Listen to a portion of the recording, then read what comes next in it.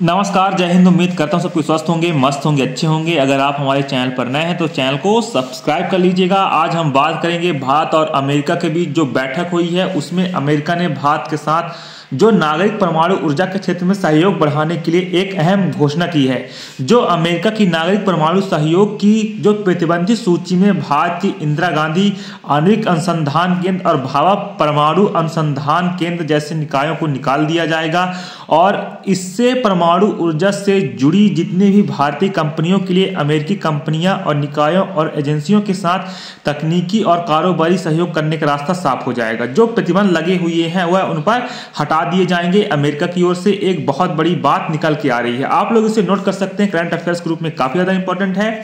और साथ में इस बात की घोषणा जो भारत के दौरे पर आए हैं अमेरिकी NSA जैक सुलिवैन ने नई दिल्ली में एक सार्वजनिक भाषण में की। और देखा जाए जो इस समय वर्तमान में बाइडेन सरकार सत्ता में सिर्फ 2 हफ्ते से कम रहने वाली है। जो बाइडेन प्रशासन है यह सिर्फ 2 सप्ताह तक रहने वाली है और इससे पहले NS की तरफ से भारत आकर नागरिक सहयोग संबंधों में नई ऊर्जा फूंकने घोषणा को काफी महत्वपूर्ण माना जा रहा है। अब जो बाइडेन का जो प्रशासन है काफी तरह अंत समय में आ चुका है। अब डोनाल्ड ट्रंप की प्रशासन वहां पे संभालेगी। इससे पहले जो प्रतिबंध लगे हुए हैं वह एक बहुत बड़ी बात मानी जा रही है। एक तरफ रूस के साथ जो भारत के परमाणु ऊर्जा क्षेत्र में मजबूत होते संबंधों के साथ जो प्रतिस्पर्धा लगातार बढ़ रही थी, प्रतिस्पर्धा करने और दूसरी तरफ आतंकवादी पन्नू को मारने कथित साजिश की वजह से भारत के साथ रिश्तों में आए तनाव को कम करने के लिए बाइडेन प्रशासन की अंतिम कोशिश के तौर पर देखा जा रहा है। और इसके साथ में आप लोग तो जानते हैं जो अजीत डोभाल जी के साथ जो बैठक हुई है उस बैठक में सुलिवैन ने सोमवार को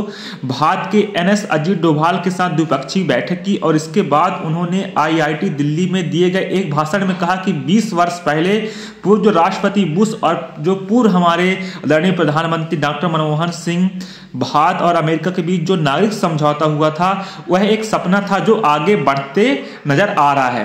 साथ में जो बाइडेन का जो प्रशासन है, एडमिनिस्ट्रेशन है, इससे पहले उठाए गए कई सहयोग और प्रगाढ़ को दृढ़ हैं और उनका यह कहना है कि अमेरिकी सरकार मौजूदा नियमों में बदलाव को अंतिम रूप दे रहे हैं जिसके कारण भारतीय व अमेरिकी कंपनियों को नागरिक परमाणु ऊर्जा क्षेत्र में सहयोग से रोक रहे हैं।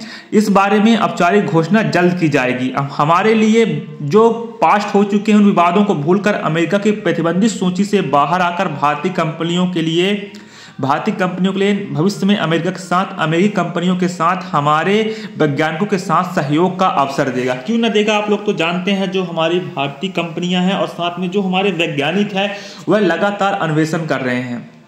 उसके बाद हर एक देश भारत के साथ दोस्ती करना चाहता है। 2008 में हुआ था परमाणु समझौता, आप लोग तो जानते हैं। भारत के पूर्व प्रधानमंत्री और अमेरिका के तत्कालीन राष्ट्रपति बुश ने अपनी सरकारों पर दांव लगाकर 3 वर्षों के विमर्श के बाद 2008 में भारत अमेरिका नागरिक परमाणु सहयोग समझौते को अंतिम रूप दिया था और इस पर तत्कालिक UPA सरकार से वामपंथी दलों ने अपना समर्थन वापस ले लिया था। तब कांग्रेस की अगुवाई वाली इस सरकार को समाजवादी पार्टी और कुछ दूसरे दलों ने समर्थन दिया था और इस समझौते पर कोई फायदा नहीं हुआ है।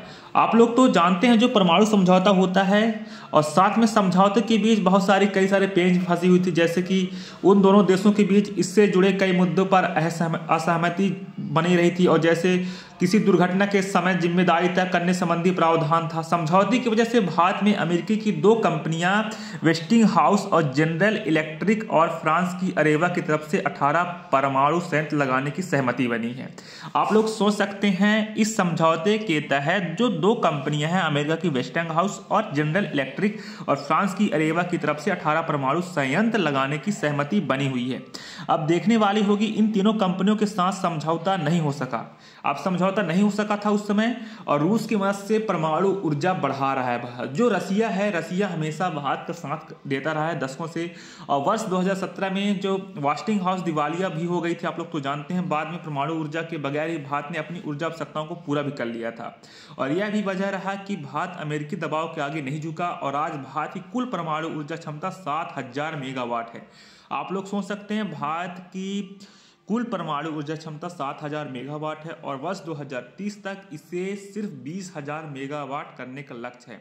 जो रूस की मदद से हासिल की जाएगी। तो दोस्तों आप लोग सोच सकते हैं 2030 तक भारत का जो परमाणु ऊर्जा जो लक्ष्य है 20,000 मेगावाट हो जाएगा। आप लोग इसे नोट कर लीजिएगा। उम्मीद करता हूँ आपको पसंद आई होगी, ना भी आई होगी तो आप लोग एक फ्रेंड कर लीजिएगा। धन्यवाद, टेक केयर योरसेल्फ। 2025 सिर्फ आपका है, फोड़ दीजिए। जय हिंद, जय भारत।